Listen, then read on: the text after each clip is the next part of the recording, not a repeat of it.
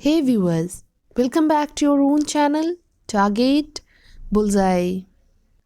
आज के इस वीडियो में हम लोग बात करने वाले हैं competitive analysis of real estate sector, जिसमें हम लोग 3 कंपनी के बारे में बात करेंगे। The first company is DLF limited, the second one is Macrotech developers limited and the third one is Godrej properties. अगर हम लोग सबसे पहले बात करें DLF लिमिटेड के बारे में, तो ये कंपनी इस्टेब्लिश हुई थी 1946 में बाय चौधरी राघवेंद्र सिंह। इन्होंने अपने जो आप कह सकते हैं रियल एस्टेट डेवलपमेंट के काम स्टार्ट किए थे, ये 1985 में अननोन रीज़न जो गुरुग्राम का है वहाँ से स्टार्ट किया था इन्होंने। वहाँ पे इन्होंने स्टार्ट किया था working space banana. That means आप कह सकते हैं कि जहाँ पे ऑफिसेज़ के बिल्डिंग्स इन्होंने बनाने स्टार्ट किए थे, और ये मेनली आपके रियल एस्टेट डेवलपमेंट में ही काम करते हैं। नेक्स्ट यहाँ पे देखें, DLF लिमिटेड ने स्टार्ट किया था creation of 22 urban colonies in India, और आज की अगर बात करें तो DLF एक largest publicly listed real estate company है इंडिया में। नेक्स्ट यहाँ पे देखें तो यहाँ इन्होंने जो आप कह सकते हैं कि इन्होंने काफ़ी बेहतरीन तरीके से जो डेवलपमेंट किए हैं रियल एस्टेट के, या फिर from the identification and acquisition of land, और साथ ही साथ जो इनकी प्लानिंग है, कंस्ट्रक्शंस है एंड जो मार्केटिंग है प्रोजेक्ट की, वो काफ़ी बेहतरीन है, और जिसकी वजह से इन्होंने काफ़ी बेहतरीन तरीके से अपने बिज़नेस को आगे आप कह सकते हैं कि और ज़्यादा इस्टेब्लिश किया है। जहाँ पे ये और भी बिज़नेस में आप देखेंगे कि ये हाथ आजमाते हुए नज़र आ रहे हैं, जैसे कि business of leasing, maintenance services और रिक्रिएशनल एक्टिविटीज़। और यहाँ पे अगर हम लोग देखें तो जो इनके रजिस्टर्ड ऑफिस है वो है हरियाणा में। नेक्स्ट बात करते हैं अगर हम लोग मैक्रोटेक डेवलपर्स लिमिटेड के बारे में, जिसको हम लोधा के नाम से भी जानते हैं। यहाँ पे ये कंपनी इस्टेब्लिश हुई थी 1995 में, और ये स्टार्ट कर रही थी company residential real estate development के तौर पे, और इन्होंने 2019 में स्टार्ट किया था साथ ही साथ लॉजिस्टिक और इंडस्ट्रियल पार्क्स बनाना, और आप कह सकते हैं कि ये साथ ही साथ आपके डेवलप करती है कमर्शियल रियल एस्टेट। नेक्स्ट यहाँ पे देखें तो ये आपके one of the largest real estate developers हैं इंडिया में by residential sales value for the financial year, जो कि आपके 2014 से लेके 2020 के हैं। करेंटली अगर हम लोग बात करें तो इनके पास काफ़ी बेहतरीन प्रोजेक्ट हैं, आप कह सकते हैं रेसिडेंशियल प्रोजेक्ट्स हैं in the MMR and Pune. इनके कुछ ब्रांड्स हैं जो कि आपके Lodha, Casa by Lodha and Crown Lodha Quality Homes हैं, जो कि affordable and mid income housing project के तौर पे हैं। साथ ही साथ जो लोधा एंड लोधा लग्जरी हैं वो है आपके प्रीमियम और लग्जरी हाउसिंग प्रोजेक्ट के तौर पे। नेक्स्ट आप यहाँ देखेंगे I think Lodha Excellus and Lodha Supremus, तो ये हैं आपके ऑफिसेज स्पेसेस के लिए ये काम करते हुए नज़र आते हैं। तो इनके अंदर आपको जो मैक्रोटेक डेवलपर्स लिमिटेड है, इनके अंदर आपको काफ़ी सारे ब्रांड्स देखने को मिलेंगे। अब अगर यहाँ बात करें कुछ ऑन गोइंग पोर्टफोलियो के ऊपर, जो कि मिड इनकम हाउसिंग प्रोजेक्ट्स हैं, जो कि आपके नवी मुंबई के आपके पलावा, उसके बाद आप देख सकते हैं अपर थाने, अमारा, लोधा स्टर्लिंग, लोधा लग्जीरिया, क्राउन थाने, और यहाँ पे ऐसे आपको काफ़ी सारे नाम देखने को मिलेंगे जो इनके ऑनगोइंग पोर्टफोलियो के प्रोजेक्ट्स हैं। नेक्स्ट यहाँ पे बात करते हैं हम लोग गोदरेज प्रॉपर्टीज़ के बारे में। तो ये भी आप कह सकते हैं कि आपके रियल एस्टेट में है, और साथ ही साथ ये गोदरेज ग्रुप की कंपनी है, और आप कह सकते हैं कि ये आपके कॉन्ग्लोमरेट कंपनी है जो कि स्टार्ट हुई थी 1897 में, और साथ ही साथ ये कंपनी आपकी कंस्ट्रक्शन रियल एस्टेट डेवलपमेंट में फोकस्ड नज़र आएंगे। साथ ही साथ ये आपको डेवलपिंग या फिर आप कह सकते हैं डेवलप करते हुए नज़र आ रहे हैं रेसिडेंशियल, कमर्शियल और टाउनशिप प्रोजेक्ट्स। अगर यहाँ पे हम लोग बात करें तो इन्होंने काफ़ी बेहतरीन तरीके से अपने जो कस्टमर्स हैं या अपने जो ट्रस्ट है, कमिटमेंट है, उनको काफ़ी बेहतरीन तरीके से बरकरार रखा है, और ये कंपनी पब्लिकली लिस्टेड हुई थी IPO के थ्रू, और जिन्होंने रेज़ किया था अराउंड $100 मिलियन। उसके बाद अगर हम लोग बात करते हैं तो it is one of the India's only national developers with a strong presence. तो इनके काफ़ी स्ट्रॉन्ग प्रेजेंस रहे हैं across the country into leading real estate market, और इन्होंने साथ ही साथ डिलीवर किया है 0.56 मिलियन स्क्वायर मीटर्स के आप कह सकते हैं रियल एस्टेट इन 7 सिटीज़ अक्रॉस इंडिया। तो कंपनी काफ़ी बेहतरीन तरीके से आपको काम करते हुए भी नज़र आ रही है।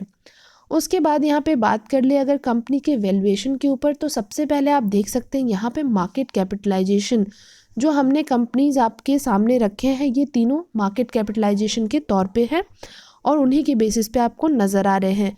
तो सबसे पहले अगर हम लोग यहाँ पे देखते हैं नंबर्स, तो डीएलएफ की बात करें ये है आपके 95,472 करोड़ के आसपास। उसके बाद आप अगर लोधा की बात करें ये है 60,116 करोड़ के आसपास इनके मार्केट कैप। उसके बाद गोदरेज प्रॉपर्टीज़ की बात करें ये है आपके 51,659। डिविडेंड यील्ड की बात करें तो डिविडेंड यील्ड में आप यहाँ डीएलएफ को ही देख सकते हैं जो आपको डिविडेंड प्रोवाइड करते हुए नज़र आ रहे हैं। और ईपीएस की बात करें तो ईपीएस यहाँ पे सबसे इन तीनों में से आपको स्ट्रॉन्ग लोधा के ही नज़र आ रहे हैं। इंडस्ट्री पी आप देख सकते हैं 39 है और यहाँ पे जो सबसे स्ट्रॉन्ग आप कह सकते हैं जो नॉट स्ट्रॉन्ग बट हाँ ओवर वैल्यूड अगर हम कह सकते हैं तो आपके गोदरेज प्रॉपर्टीज़ के हैं, बिकॉज ये काफ़ी ज़्यादा आपको ओवर वैल्यूड प्राइस पे नज़र आ रहे हैं। साथ ही साथ अगर हम लोग बात करें फेयरली वैल्यूड की तो यहाँ पे आपको डीएलएफ के नज़र आएंगे। और साथ ही साथ डिलीवरेबल्स आप यहाँ पे देख सकते हैं कि किसकी आपको डिलीवरी 36% के आसपास की डिलीवरी जैसे आपको लास्ट ट्रेडिंग डे में देखने को मिली थी।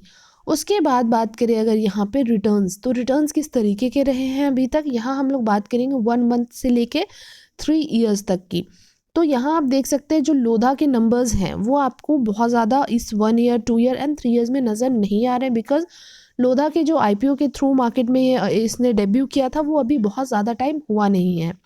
तो उसी के बेसिस पे अगर देखते हैं तो डीएलएफ के जो अभी तक के रिटर्न्स रहे हैं इस 3 साल में काफ़ी ज़्यादा बेहतरीन रिटर्न्स रहे हैं। उसके बाद आप गोदरेज प्रॉपर्टीज़ की भी बात करते हैं तो गोदरेज प्रॉपर्टीज़ की भी इस 3 साल में सबसे ज़्यादा बेहतरीन रिटर्न आपको देखने को मिले हैं।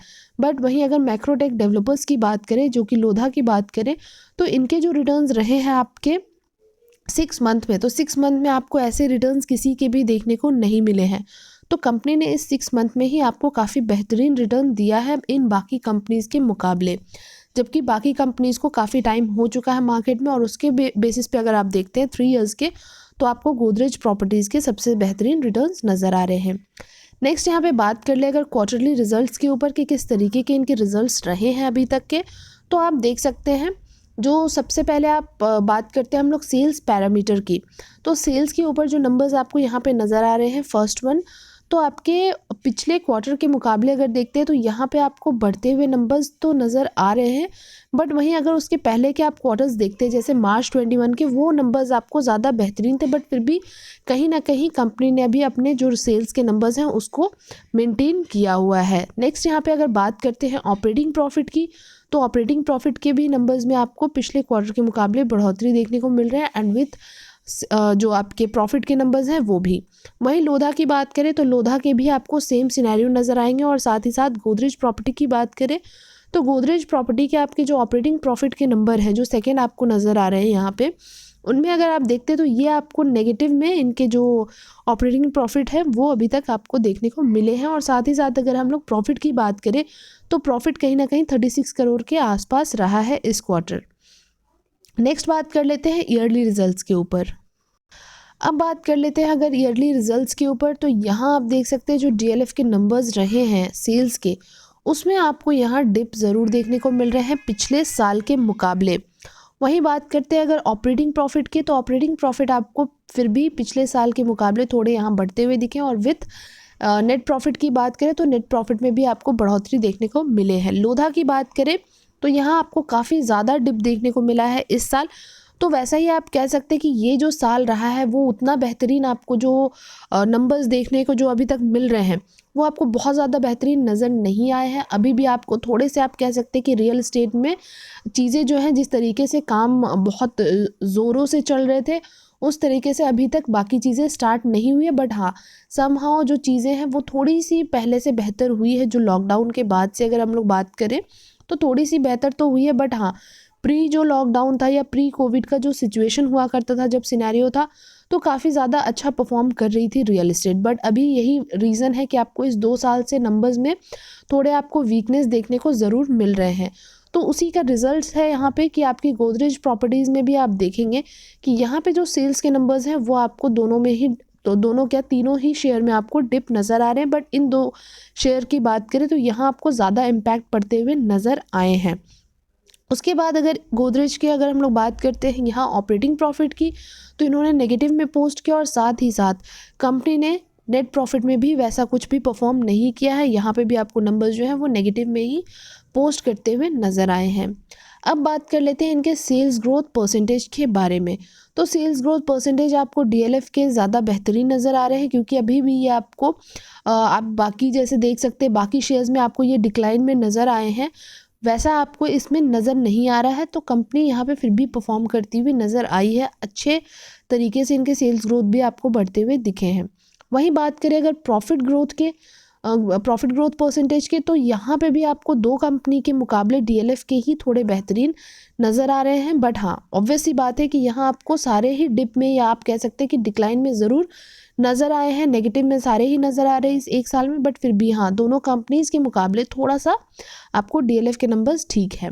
अब बात करें अगर आरओई एंड आरओसी, तो तीनों के आप यहाँ देख सकते हैं कि वैसे आपको आरओई स्ट्रॉन्ग नज़र बिल्कुल भी नहीं आएंगे यहाँ, और साथ ही साथ अगर आरओसी की बात करें तो आरओसी के भी नंबर्स वैसे नज़र नहीं आ रहे हैं। नेक्स्ट बात करें अगर डेट टू इक्विटी के ऊपर, तो आपको यहाँ तीनों के ऊपर थोड़े बहुत डेट ज़रूर नज़र आ रहे हैं। जैसे कि डीएलएफ के ऊपर आप देखेंगे 0.19 के आसपास इनके डेट टू इक्विटी रेशियो है, वहीं लोधा के 3.98 एंड गोदरेज प्रॉपर्टी की बात करें 0.52 के आसपास है। उसके बाद देखते हैं जो इनके डेट और कैश कितने अवेलेबल हैं कंपनी के पास, वो हम देखते हैं। तो डेट की बात करें तो कंपनी जो डीएलएफ है उनके ऊपर आपको 5192 करोड़ के आसपास डेट नज़र आ रहे हैं, और जो कैश की बात करें तो कैश आपकी कंपनी के पास अवेलेबल है 681 करोड़ के लगभग। वहीं लोधा के ऊपर अगर देखते हैं आप डेट, तो काफ़ी बड़े अमाउंट में या काफ़ी बड़े नंबर में नज़र आएंगे, और वहीं आपके जो कैश है वो बहुत मिनिमल नंबर में नज़र आ रहे हैं, जो कि है 213 करोड़ के लगभग। उसके बाद गोदरेज प्रॉपर्टी की बात करें तो इनके पास कैश ज़्यादा अवेलेबल है इन कंपैरिजन टू डेट। उसके बाद देखें शेयर होल्डिंग पैटर्न जो आपके सितंबर 21 के क्वार्टर के हैं, तो मोस्ट ऑफ द होल्डिंग्स जो है वो आपको प्रमोटर्स के पास ही देखने को मिलेंगे सारे ही शेयर्स में। वहीं अगर बात करते हैं उसके बाद आपको एफआईआई के पास नज़र आ रहे हैं तीनों में ही। जैसे कि डीएलएफ की बात करते हैं तो इनके पास जो एफआईआई के पास जो होल्डिंग है वो 17% है, लोधा के जो एफआईआईज हैं उनके पास 9% एंड गोदरेज प्रॉपर्टी के एफआईआई के पास 17% के लगभग। डीआईएस की बात करें अगर डीएलएफ के, तो डीएलएफ में डीआईएस के पास जो होल्डिंग्स हैं वो है 3% एंड पब्लिक के पास 5%, और वहीं लोधा में 1% एंड पब्लिक के पास 2%। गोदरेज प्रॉपर्टी की बात करें डीआईएस के पास 13% एंड पब्लिक के पास 7%। तो आप देखेंगे सिनेरियो आपको सभी में सिमिलर ही नज़र आएंगे, बस जो परसेंटेज है वो थोड़े बहुत आपको ऊपर नीचे ज़रूर देखने को मिल रहे हैं। बात करें अगर कौन कौन से म्यूचुअल फंड्स हैं जो कि इसमें इन्वेस्टमेंट करते हुए दिख रहे हैं, तो आप देख सकते हैं डीएलएफ की बात करें तो डीएलएफ में 4 म्यूचुअल फंड्स हैं जो इन्वेस्टमेंट करते हुए नजर आएंगे। The first one is L&T balanced advantage fund direct growth 2.87%. The second one is Tata Infrastructure Direct Plan Growth 2.72%. The third one is HSBC Large Cap Equity Fund Direct Growth जिनकी 1.99% investment है, and the last one is IDBI India top 100 equity fund direct growth जिनके 1.67% है। लोधा की बात करें तो लोधा के एक ही ऐसे म्यूचुअल फंड्स है जो इसमें इन्वेस्टमेंट करते हुए दिख रहे हैं, जो कि है Nippon India growth fund direct growth जिनके 1.15% के आसपास इन्वेस्टमेंट है। गोदरेज प्रॉपर्टीज़ में भी आपको 4 म्यूचुअल फंड्स नज़र आ रहे हैं, जिनमें से 2 आपके SBI की तरफ से हैं, and the second one is from Mahindra and the third one is from L&T। आप बाकी सबके यहाँ पे जो परसेंटेज वाइज हैं वो आप देख सकते हैं इन्वेस्टमेंट। अब यहाँ पे अगर बात कर लेते हैं एनालिस्ट के एस्टिमेट की, तो it's all depends on you कि आप कैसे रिसर्च और एनालिसिस कर रहे हैं। बाकी एनालिस्ट के एस्टिमेट तो आपके सामने है ही, बट आपको किस तरीके से यहाँ पे इन्वेस्टमेंट करना है वो आप ज़्यादा बेहतर तरीके से समझ सकते हैं, और साथ ही साथ अपने फिनेंशियल एडवाइज़र से आप कनेक्ट कर सकते हैं। यहाँ आप देख सकते हैं डीएलएफ के लिए या फिर आप बात करें मैक्रोटेक के लिए, यहाँ दोनों में ही आपको बाइंग की रेटिंग एनालिस्ट दे रहे हैं। और वहीं अगर बात करते हैं गोदरेज प्रॉपर्टीज़ की, तो गोदरेज प्रॉपर्टीज़ में आपको मैक्सिमम जो एनालिस्ट हैं वो आपको सेल की रेटिंग दे रहे हैं, बट आपको क्या करना है ये आप अपने हिसाब से देख सकते हैं। बाकी ये वीडियोस तो वैसे भी आपके एजुकेशनल पर्पस के लिए होते हैं। चलिए, अगर आपको ये वीडियो अच्छा लगता है तो प्लीज़ इसको लाइक शेयर एंड हमारे चैनल को सब्सक्राइब करना ना भूलें। मिलेंगे आपसे नेक्स्ट वीडियो में बहुत ही जल्द, तब तक के लिए thank you and take care.